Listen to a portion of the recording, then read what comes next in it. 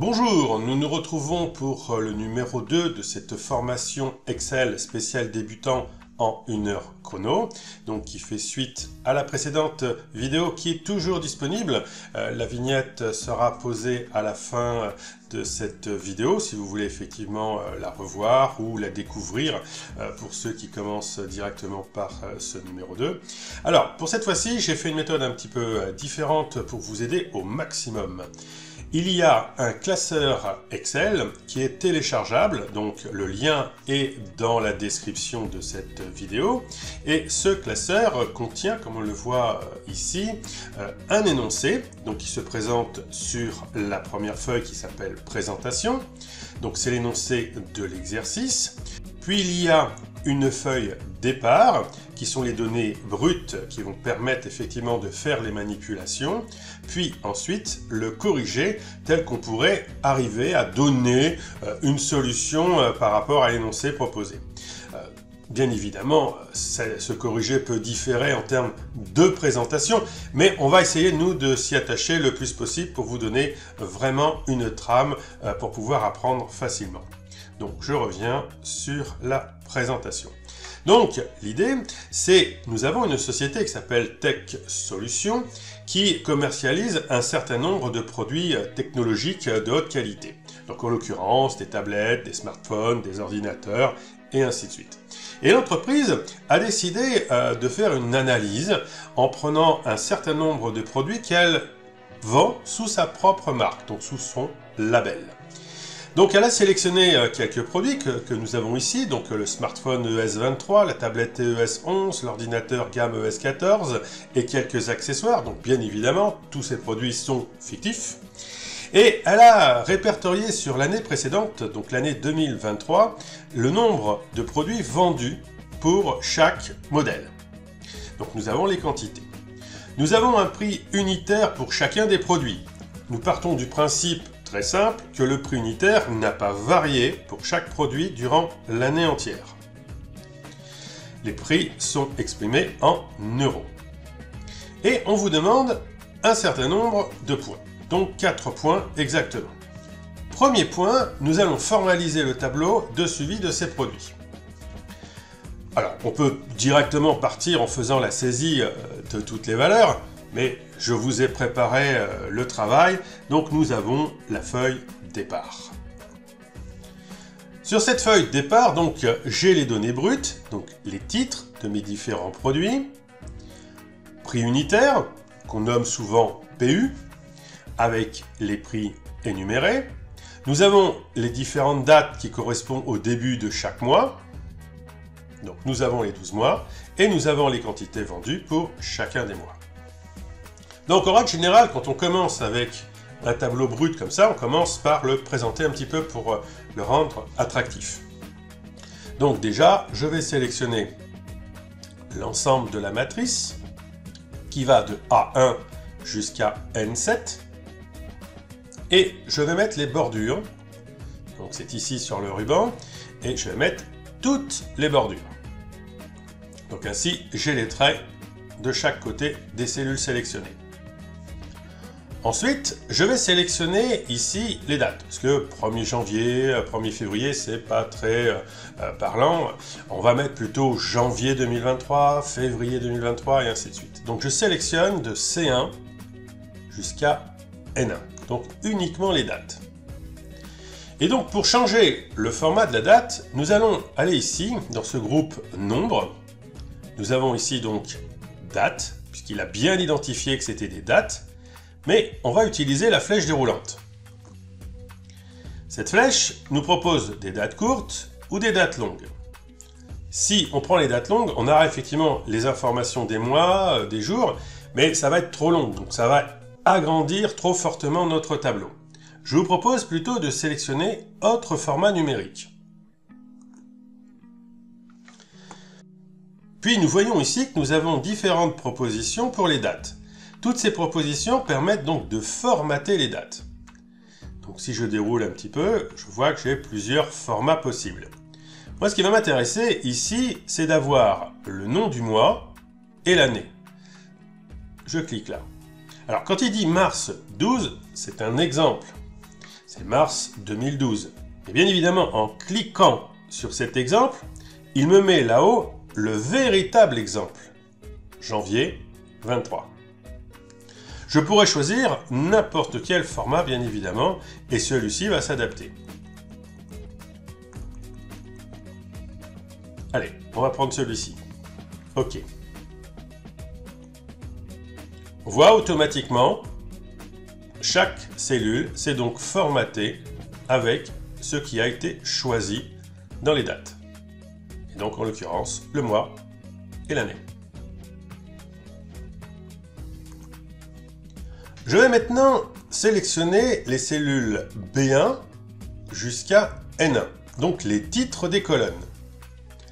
Je souhaite centrer avec ce bouton l'écriture à l'intérieur des cellules. Et je vais mettre une couleur de fond, un gris léger par exemple, celui-ci, pour bien marquer les titres. Je vais faire la même chose avec les titres ici des produits. Donc je les sélectionne de A2 jusqu'à A7 et je reclique sur le pot de peinture. Je n'ai pas besoin d'ouvrir la liste des couleurs puisque le pot de peinture me montre la dernière couleur qui a été sélectionnée. Donc je peux directement cliquer sur le pot de peinture et le grisé va s'adapter aux cellules qui ont été sélectionnées. Je vais maintenant sélectionner tous les produits. J'appuie sur la touche CTRL du clavier que je maintiens enfoncé et je sélectionne de B1 jusqu'à N1 et je relâche la touche CTRL.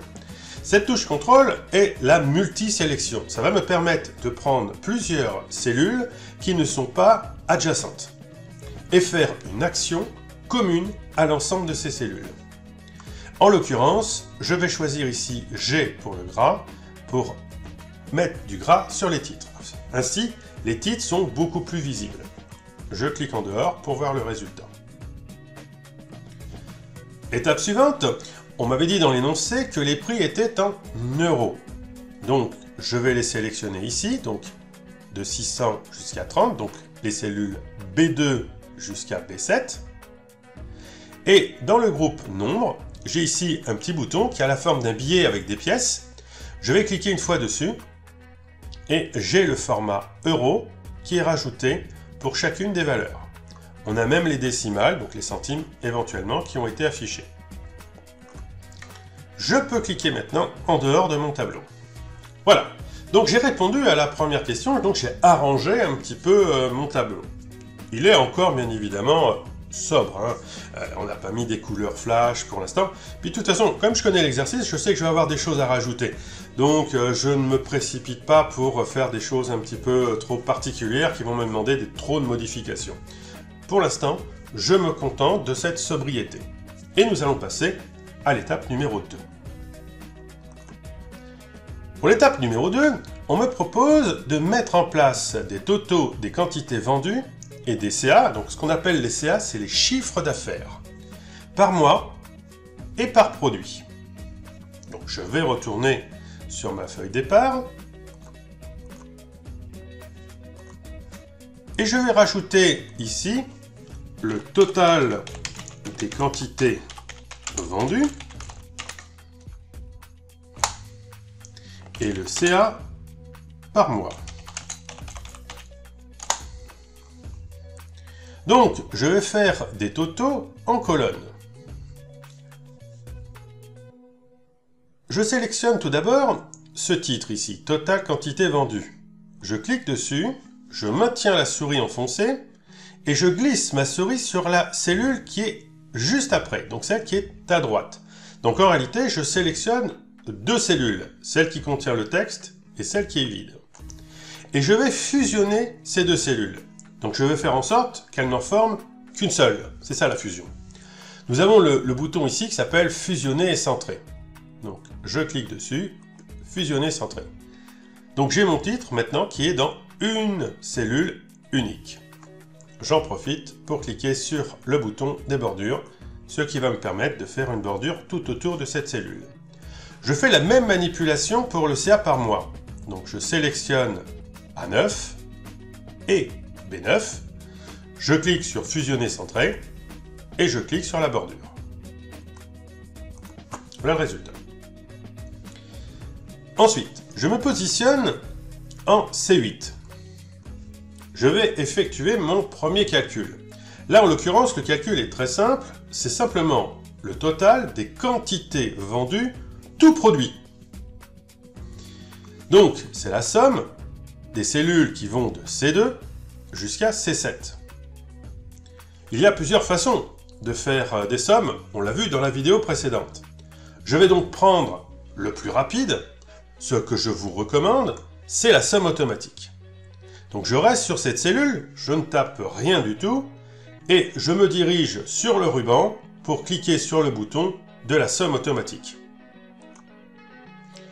Automatiquement, Excel me propose de faire égale somme, il met les parenthèses et propose C2 de point C7. Et il me met en bleu les cellules sur lesquelles il va faire le calcul. Alors là, je prends mon temps, parce qu'on débute, mais bien évidemment, dans le futur, on va un peu plus vite. Pourquoi? Tout simplement parce qu'il faut être vigilant sur la sélection que propose Excel. Il a raison, c'est bien, super, mais il pourrait aussi se tromper. Donc je jette quand même un petit coup d'œil sur cette surface bleue qu'il m'a sélectionnée. Est-ce que ça représente bien les données numériques que j'ai besoin dans mon calcul de la somme? Oui, effectivement, c'est bien de la première valeur 120 jusqu'à la dernière 180, donc de C2 à C7. Comme je suis d'accord, je viens valider avec la coche qui est ici. Le fait de valider avec la coche me permet de valider la formule de calcul, de calculer ce résultat, donc j'obtiens 780, mais surtout, il me permet de rester positionné sur la cellule sur laquelle j'ai posé le calcul.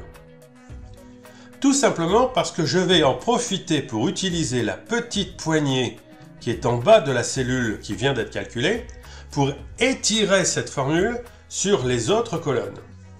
Donc je prends ici la poignée, dès que j'ai une croix noire, je clique et je maintiens pour glisser jusqu'en N8. Et là, je relâche et en relâchant, automatiquement, les calculs s'effectuent. Donc j'ai des sommes. Si on regarde ici, février, j'ai bien la somme de D2, D7. En mars, somme de E2, E7. Avril, somme de F2, F7. Et ainsi de suite, jusqu'à la dernière, décembre, où j'aurai la somme de N2, N7. On appelle cette opération donc une recopie.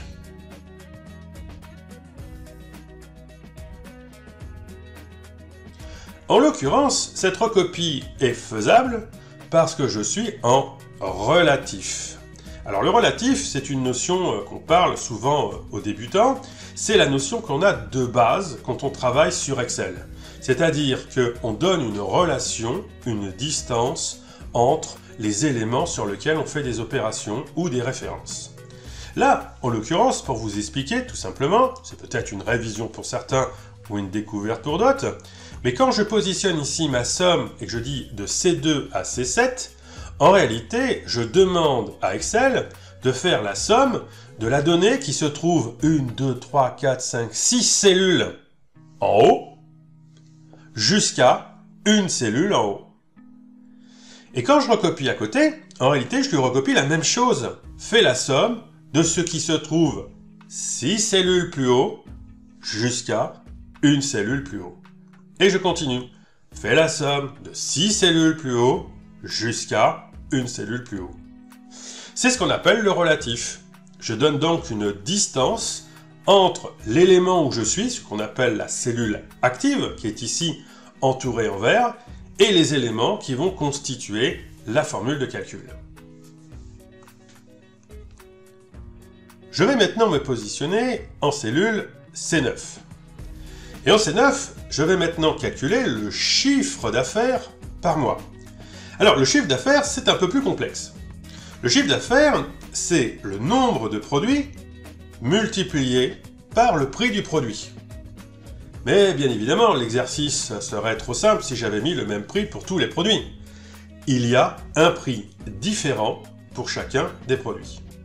Donc, en l'occurrence, ici, il va falloir faire la somme de 120 fois 600, plus 80 fois 400, plus 50 fois 900, plus 200 fois 100, plus 150 fois 20, plus 180 fois 30.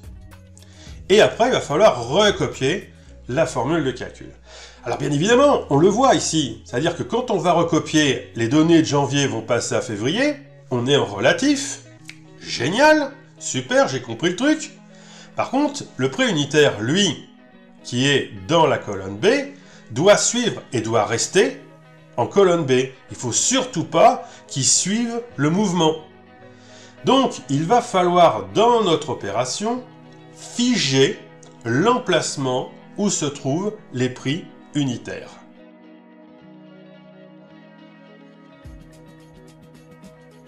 On dit qu'on utilise des références absolues.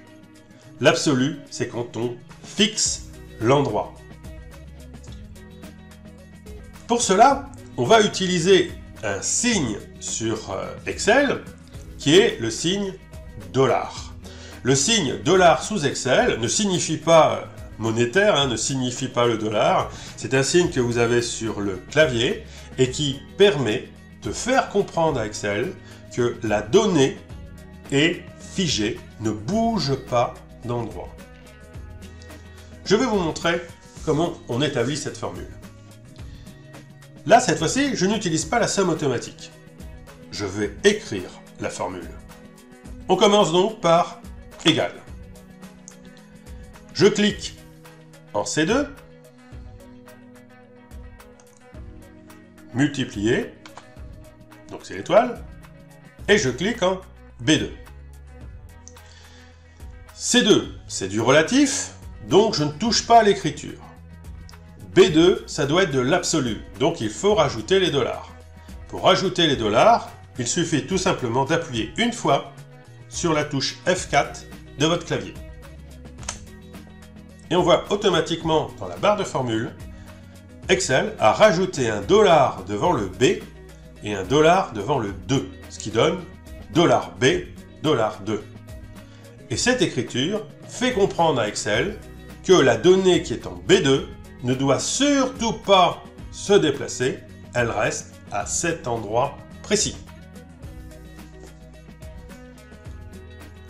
Plus. Alors, il y a deux écoles, si je puis dire. Il y a les gens qui vont mettre des parenthèses et d'autres qui ne vont pas en mettre. Effectivement, j'aurais pu mettre des parenthèses ici, entre C2 et B2 pour montrer la multiplication. Et à chaque fois, mettre les parenthèses. Je sais que la multiplication est prioritaire par rapport à l'addition, donc en réalité, les parenthèses dans cet exemple ne sont pas nécessaires. Maintenant, ce n'est pas une erreur de les mettre. Si ça vous rassure et vous êtes beaucoup plus prudent en les mettant, faites-le. Je vais continuer d'ailleurs en les mettant. Allez, j'ouvre ma prochaine parenthèse. Maintenant, je vais calculer sur les tablettes. Donc, je viens cliquer en C3. Multiplier par B3. Et là encore, je réfléchis. C3 va varier, va bouger de mois en mois, donc c'est du relatif. B3, c'est le prix, il est figé, il ne doit pas bouger d'endroit. Donc, je mets l'absolu. Les dollars, touche F4. Je ferme la parenthèse. Alors, petite remarque à ce niveau, je ne la ferai pas forcément dans le futur, mais regardez, il y a des couleurs. Les couleurs vous indiquent dans les cellules la même chose qu'il y a dans la barre de formule.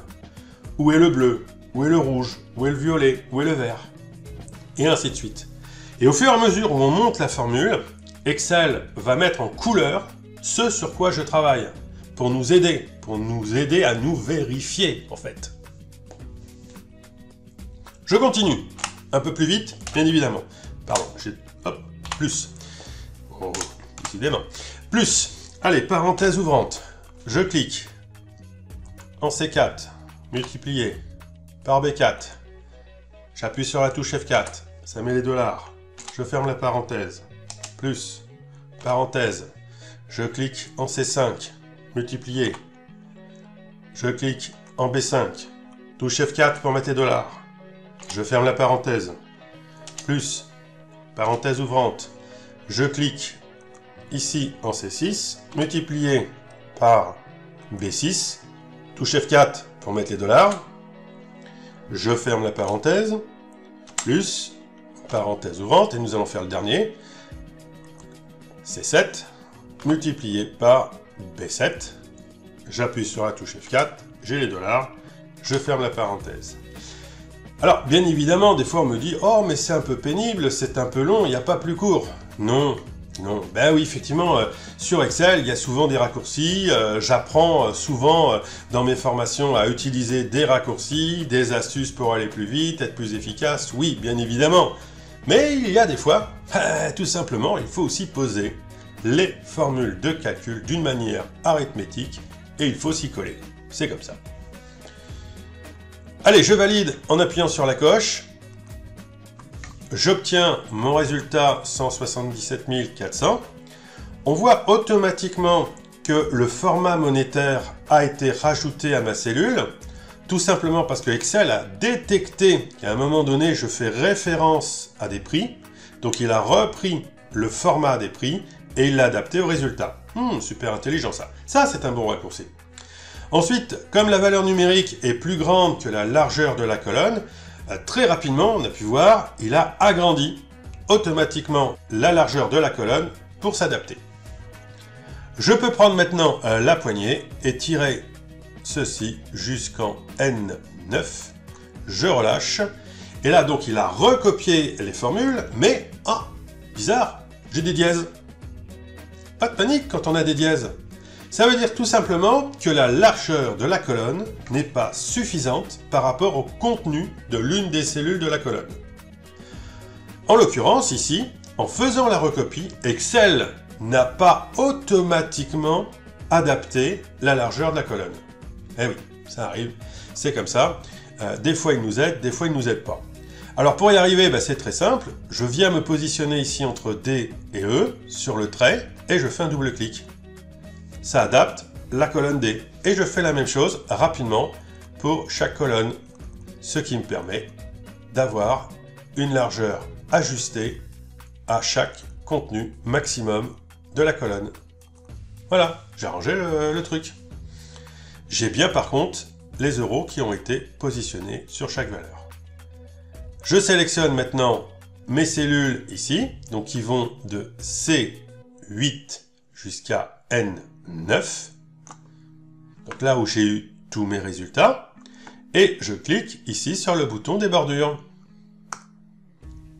Voilà, donc automatiquement, je continue ma présentation.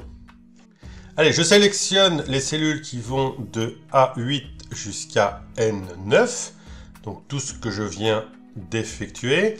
Et je vais mettre ceci en gras en cliquant ici sur le G. Puis je sélectionne de C9 jusqu'à N9. Et je vais choisir la couleur bleue pour donner le fond de la cellule. Donc ce qui me permet de faire ressortir un petit peu plus les résultats des chiffres d'affaires. N'hésitez pas à mettre sur pause et faire les manipulations sur le classeur que je vous ai fourni. Je vous rappelle, il est en lien dans la description. Et faire les manipulations en même temps. Et vous espacez comme ça vos manipulations en faisant des pauses sur la vidéo. Et si je vais un petit peu trop vite, ça vous permet effectivement de revenir éventuellement en arrière et de bien revoir les morceaux de séquence pour bien faire les manipulations. Je rappelle, ce sont des vidéos destinées aux débutants et donc il faut acquérir les fondamentaux. Donc je réexplique au cours de ces vidéos vraiment les bases d'Excel et il faut prendre le temps de les acquérir, de les assimiler avant de progresser vers des fonctions plus sophistiquées. Prenez vraiment le temps et faites les manipulations. Allez, je continue. Nous allons maintenant faire les CA par produit. Donc, je me positionne ici en cellule E1 et j'écris CA par produit.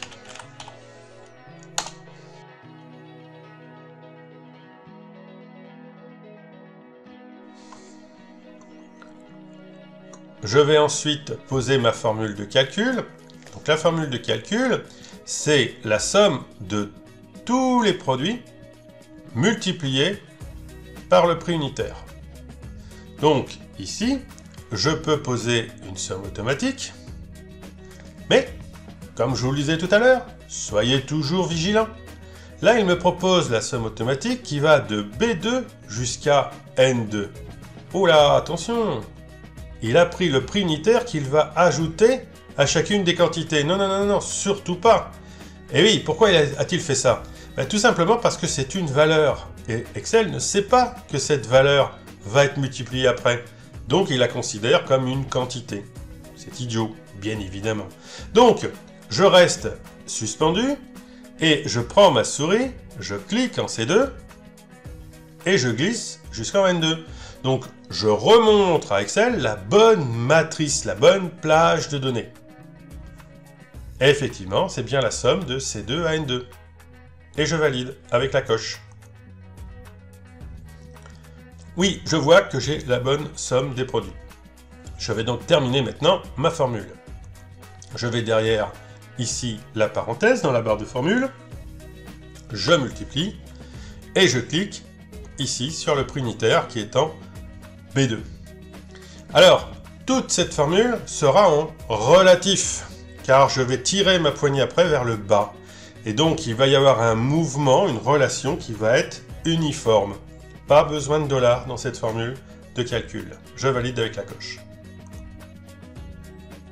Et je descends ma formule de calcul ici jusqu'en O7. Pas de problème non plus de largeur, tout est parfait. Je vais en profiter également pour faire le total des totaux. Ça se dit comme ça.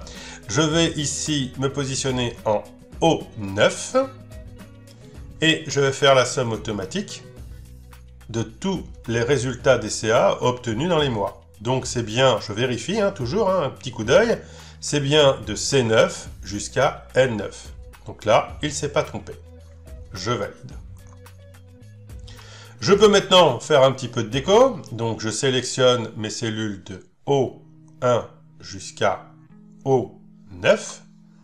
Je mets les bordures. J'en profite pour faire en sorte que le titre CA par produit soit exactement comme les autres titres, c'est-à-dire en gris, un fond gris, pardon, et le titre en gras.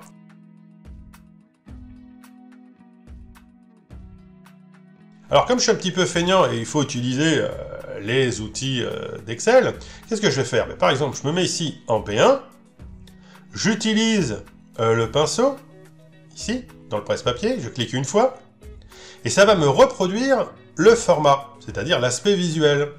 Je vois que mon curseur, c'est un pinceau. Je clique une fois en O1, et automatiquement, la cellule O1 se retrouve avec le même format, donc le fond gris et le gras.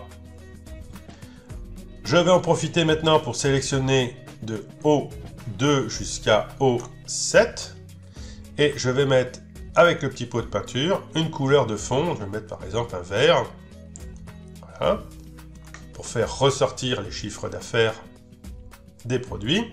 Et pour finaliser, je vais me positionner en O9, ici. Je vais mettre la couleur rouge.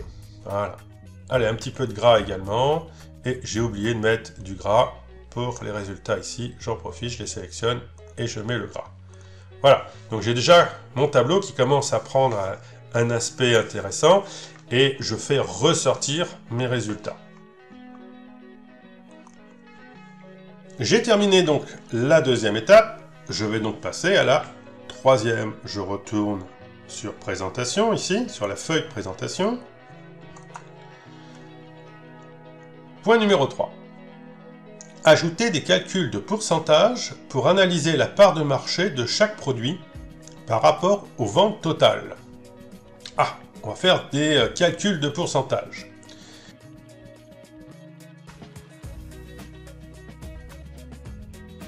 Je reviens sur ma feuille départ.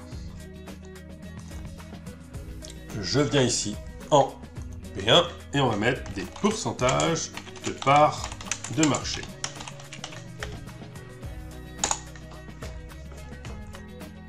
Alors, les calculs de pourcentage sont souvent une hantise chez certains débutants. Il faut faire très simple. Il y a plusieurs cas de figure et je reviendrai assez régulièrement justement sur des cas de figure différents. On va en donner un ici.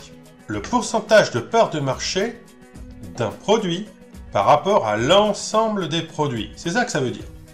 C'est-à-dire, quand je regarde les cases qui sont ici en vert, ce sont donc les chiffres d'affaires réalisés toute l'année 2023 pour chacun des 6 produits. Et en rouge ici, nous avons donc le total de l'ensemble de ces chiffres d'affaires. Donc ça, c'est la somme de cette plage de données. Donc la question qu'on se pose avec un pourcentage de part de marché, c'est que représente 1 260 000, le CA des smartphones, par rapport à 3 547 000, qui est le CA total, donc qui est la part. Et une part s'exprime en pourcentage. Le calcul est très simple, c'est une division. Je me positionne ici en P2 et j'écris c'est égal à quoi? C'est égal au CA des smartphones. Je réfléchis, je vais recopier vers le bas ma formule, donc il faut que je change de produit. Donc, après les smartphones, ce sera les tablettes et ainsi de suite. Donc le CA va changer. Donc je reste en relatif. Je divise. Le divise, c'est la barre de fraction. Et je divise par quoi? Par le chiffre d'affaires total, celui qui est en rouge. Je clique dessus. Et là, je réfléchis encore une fois. Et ce chiffre d'affaires total, quand je vais recopier, est-ce qu'il va descendre? Non. Il est là, il ne bouge pas. Donc, c'est de l'absolu. Donc, il faut les dollars. Donc, j'appuie sur la touche F4. Et là, il me rajoute $O, $9. Je valide. J'obtiens un résultat décimal. 0,3551 et ainsi de suite. Alors, des fois, je vois des débutants surpris. Non, non, non, non, pas de surprise. Un pourcentage, c'est toujours par rapport à 100%. 100%, c'est 100 sur 100. 100 sur 100, ça fait 1. Une part est donc plus petite que 1. Prenons un exemple. Imaginons j'achète une pizza. Je coupe un quart de la pizza, c'est-à-dire 25%. En réalité, 25%, c'est 0,25. Car ma pizza, c'est 1. Un quart de pizza, c'est 0,25.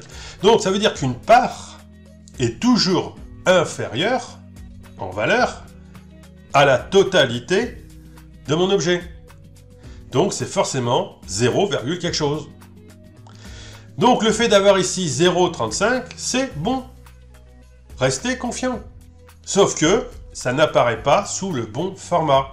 Le bon format, c'est de le faire apparaître en pourcentage, c'est-à-dire le diviser par 100.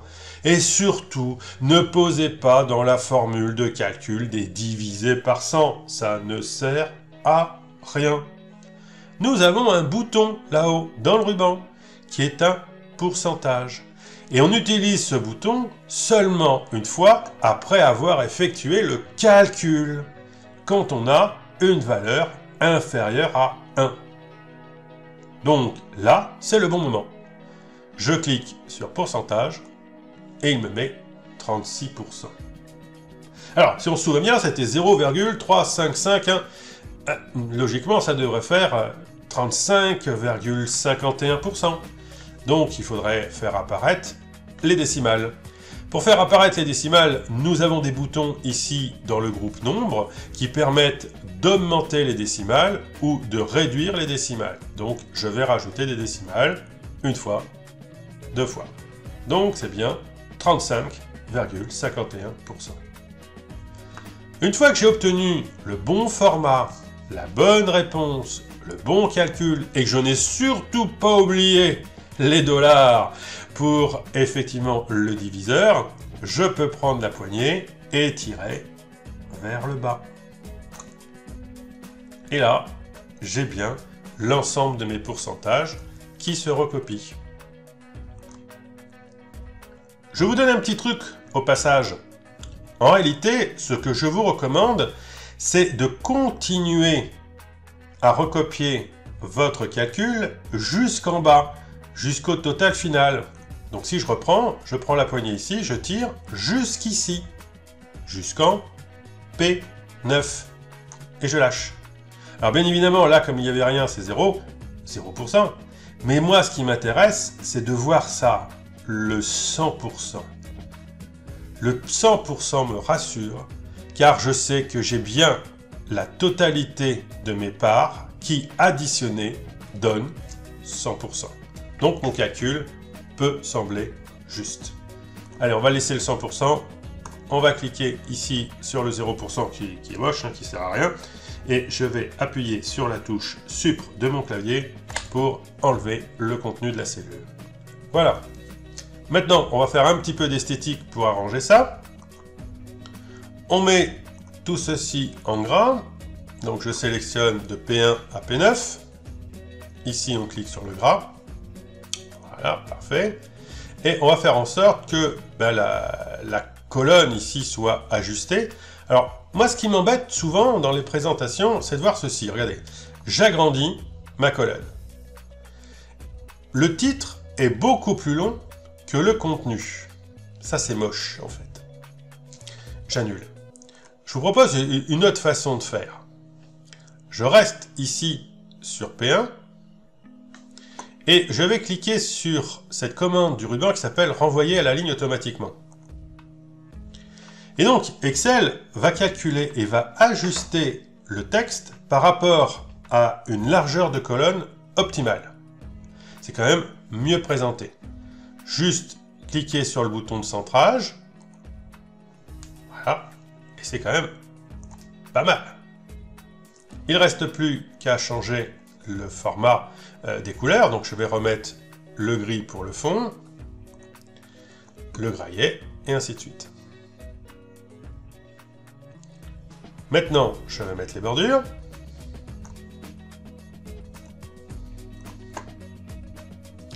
Et je vais pousser justement la présentation en faisant en sorte que comme ce titre de colonne est sur 2 lignes, les autres sont un petit peu plus bas, j'ai envie que tout soit centré.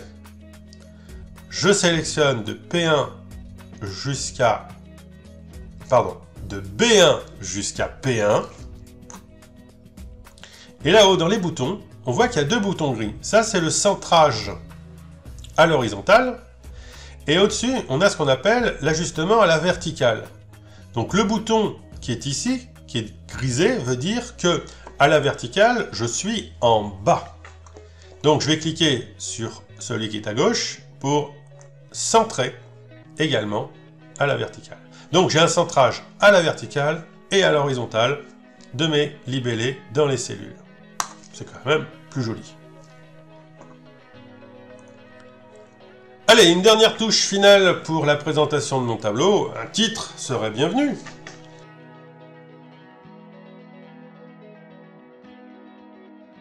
Mais j'ai pas prévu de place pour pouvoir mettre mon titre au-dessus du tableau. Qu'à cela ne tienne, on va insérer des lignes. Allez, je vais insérer 2 lignes.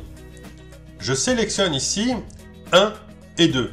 Donc les numéros de lignes. Donc je clique sur 1 qui devient vert. Je maintiens le bouton et je descends jusqu'à 2. Donc les lignes 1 et 2 vont donc être sélectionnées. Une fois que ces 2 boutons ici sont verts et qu'on voit bien que les lignes sont grisées, donc sélectionnées, je fais un clic bouton de droite avec ma souris pour ouvrir le menu contextuel. Et dans ce menu, j'ai la commande ici, insérer. Et automatiquement, 2 nouvelles lignes ont été insérées au-dessus de mon tableau. Je vais donner le titre de mon tableau. Alors tout simplement, ça va être le nom de la société qui s'appelait Tech Solutions. Je tape ce titre dans la cellule A1. Tech Solution. Et je valide. Alors, un titre là à gauche, tout petit, c'est un peu moche.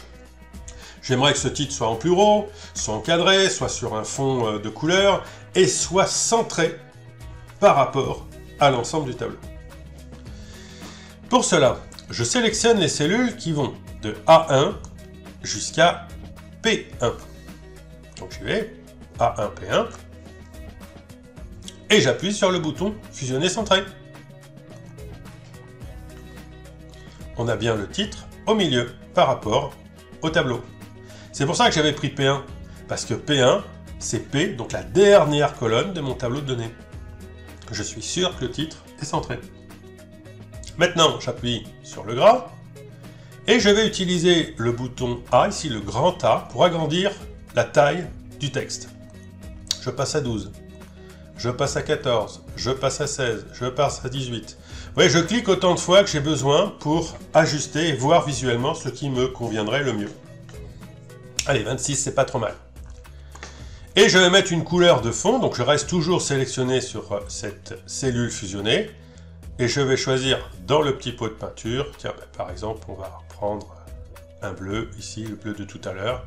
Je clique sur le bleu, et pour finir, j'encadre le titre en cliquant une fois sur la bordure.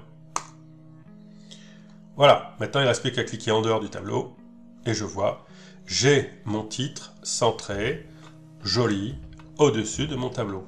Voilà un joli tableau bien présenté. Alors, il y a plusieurs façons de faire, hein. Je vous donne une méthode, ça me permet de vous montrer différentes commandes, bien évidemment, mais après, changer les couleurs, changer les formes, donner des aspects différents, à partir de la solution, démultiplier ce qui est possible de faire et ce qui peut vous faire plaisir. Il nous reste une vingtaine de minutes pour terminer notre leçon, donc nous allons effectuer la dernière question de l'énoncé, qui est justement la mise en place des graphiques. Allez, je clique sur Présentation. Point numéro 4. Réaliser 2 graphiques afin de représenter une comparaison rapide et claire des ventes mensuelles de chaque produit au fil de l'année, ainsi que la répartition des ventes totales entre les différents produits.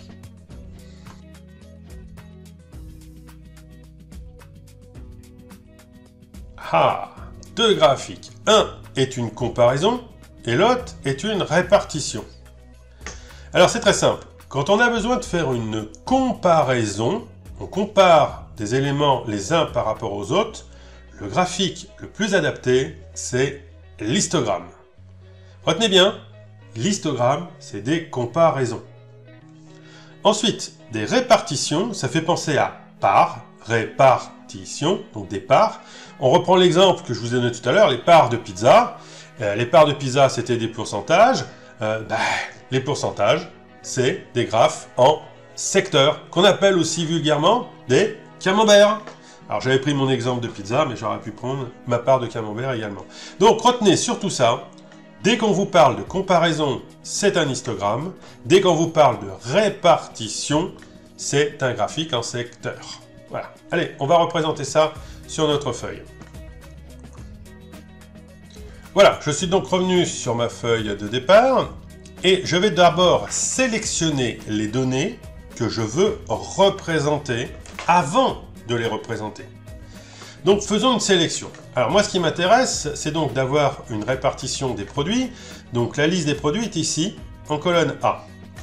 Et cette répartition doit pouvoir me faire une comparaison des différentes ventes en quantité, mois par mois.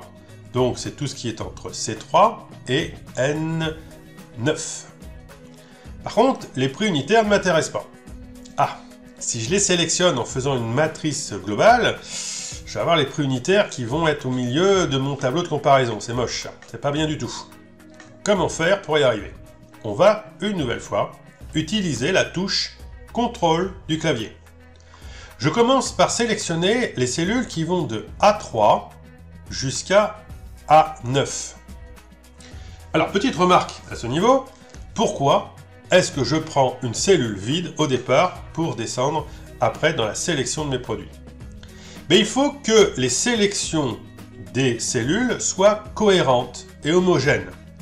Comme je sais que plus tard je vais sélectionner les noms des mois avec les quantités, je vais prendre des informations qui sont sur la ligne 3.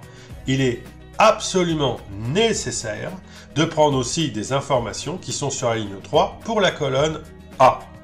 Donc, je commence par prendre A3, même si elle est vide. Donc j'ai bien sélectionné de A3 jusqu'à A9. J'appuie sur la touche CTRL que je maintiens enfoncée. Et je sélectionne les cellules de C3 jusqu'à N9. Et je relâche. Et on voit ici en grisé, donc la sélection des cellules qui m'intéressent à représenter sur mon graphique. Maintenant le graphique, où se trouve-t-il?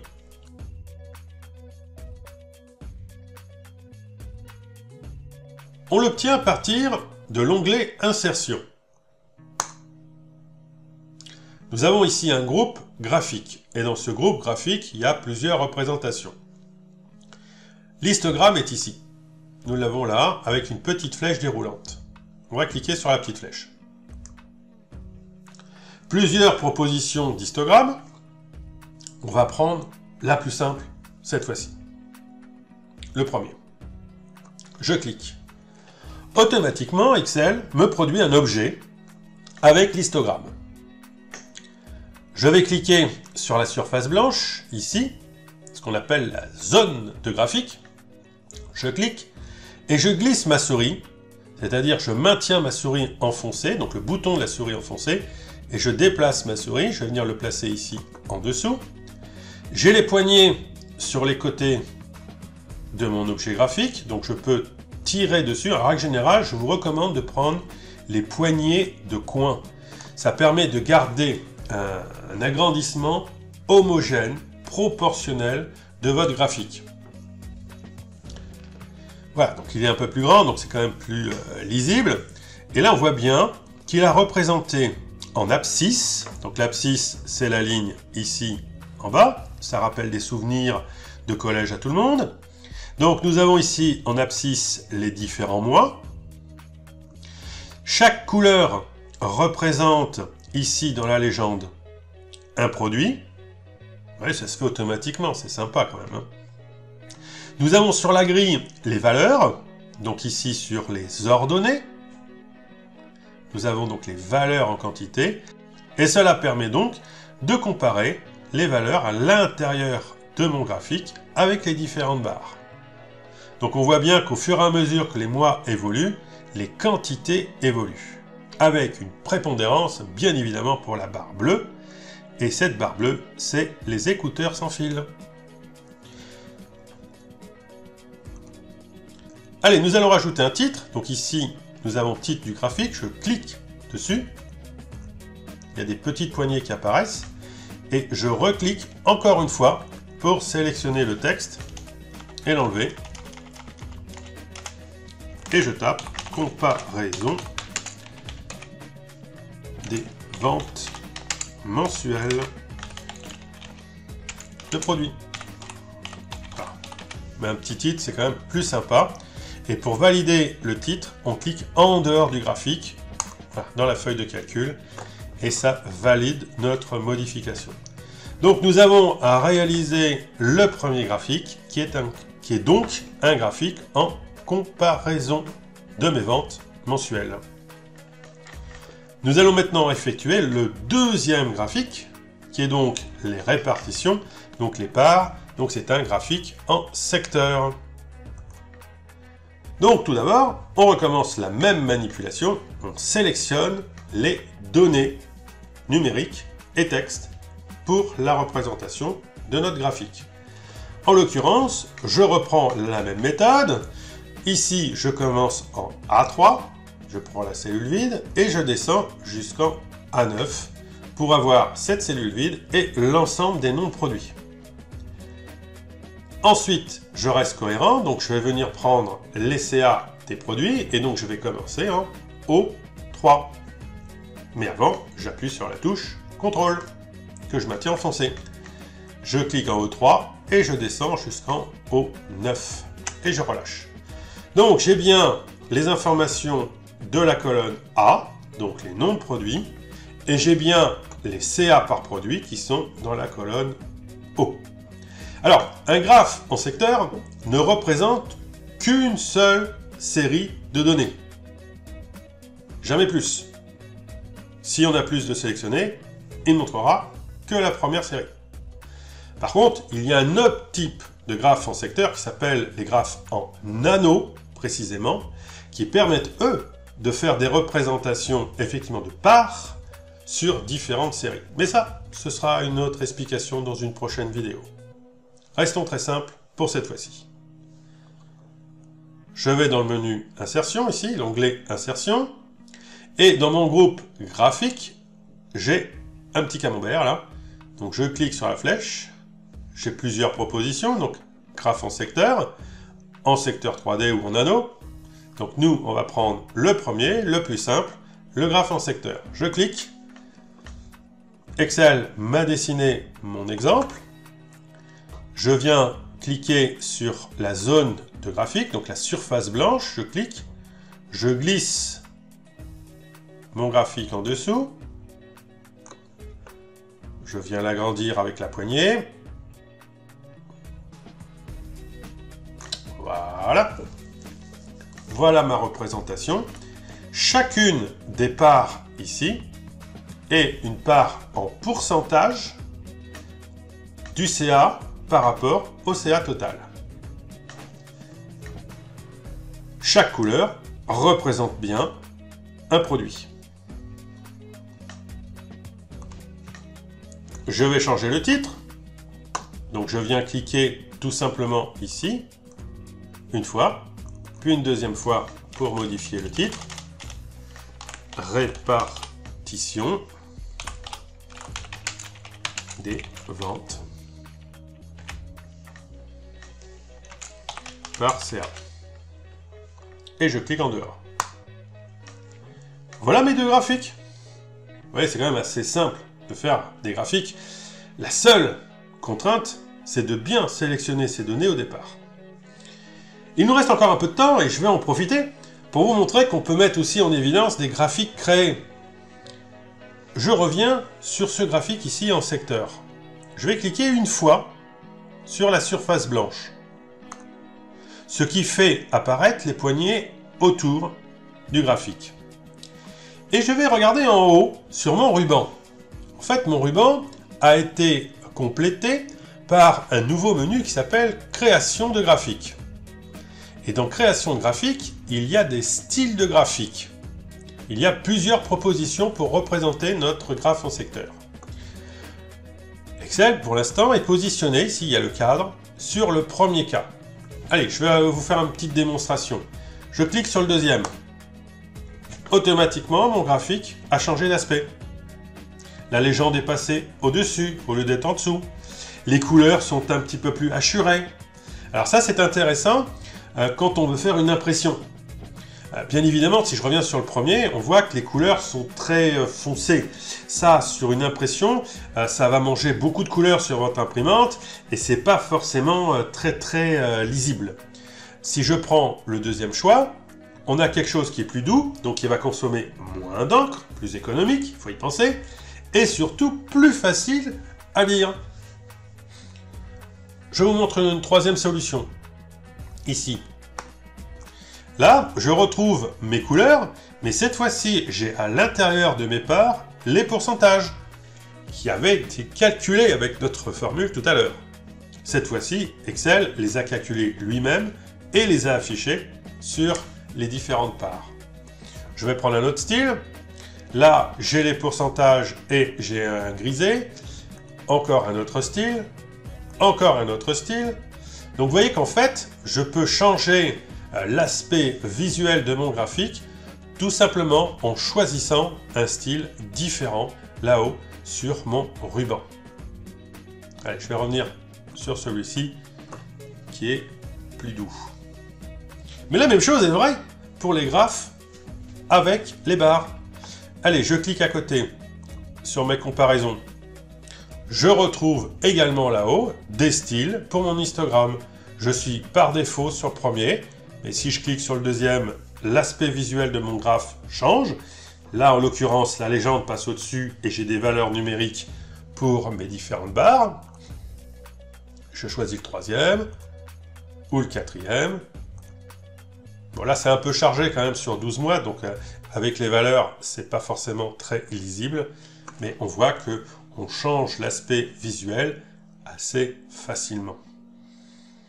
Allez, je vais revenir sur le deuxième, qui est le plus propre.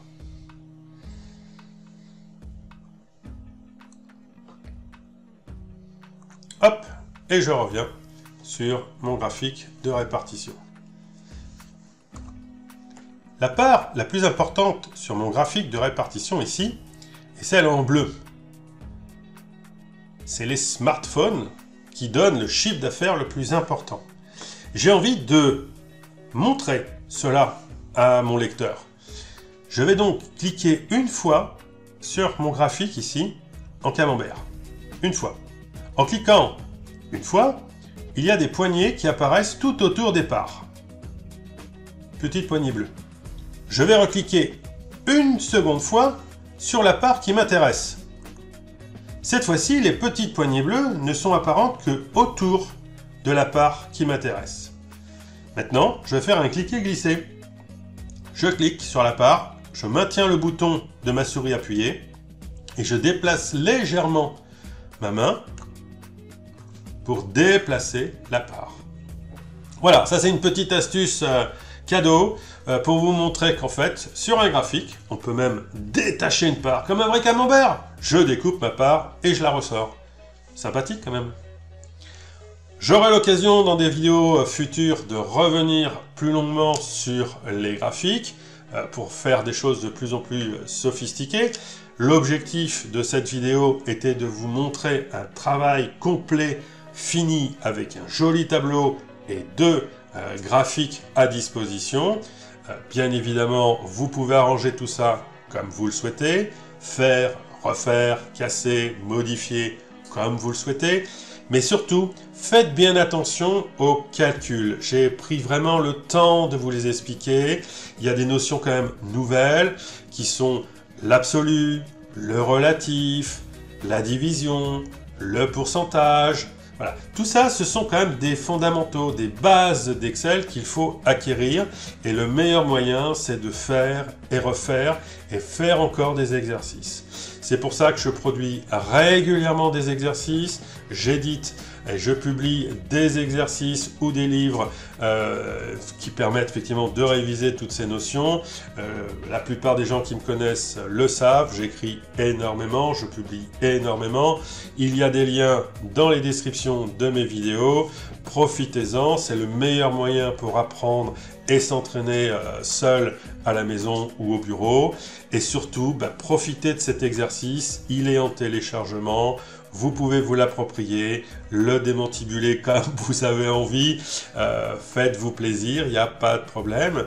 Et j'espère vous retrouver assez rapidement pour le numéro 3 de nos leçons spéciales débutants en 1 heure chrono. Hein, je tiens le temps, hein, avec bien évidemment les génériques et l'ensemble. Je sais que je vais produire 1 heure et j'espère en tout cas vous avoir fait plaisir et donner envie d'utiliser Excel. Et je vous retrouve bien évidemment comme d'habitude. À très bientôt! N'oubliez pas d'ajouter un petit pouce à la vidéo si vous avez aimé, on apprécie effectivement et ça aide énormément. Et abonnez-vous, vous serez averti de toutes les prochaines vidéos sur les outils bureautiques. À bientôt!